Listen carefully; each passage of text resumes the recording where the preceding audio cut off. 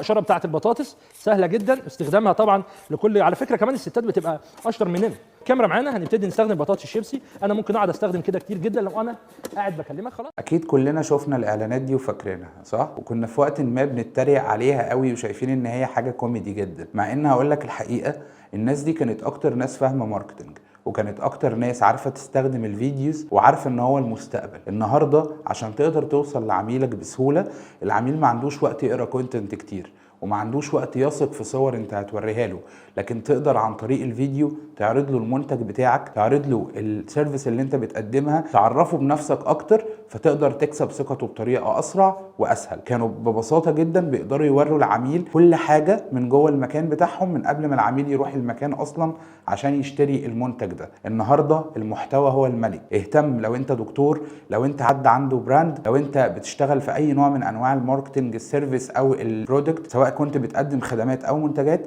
ان انت تقدم محتوى للعميل، تعرفه انت مين، بتعمل ايه، تديله معلومات تفيده، تعرفه تفاصيل اكتر عن البيزنس بتاعك، وصدقني ساعتها هيثق فيك اكتر وبطريقه اسرع، وهتبقى فعلا قدرت توصل له بسهوله.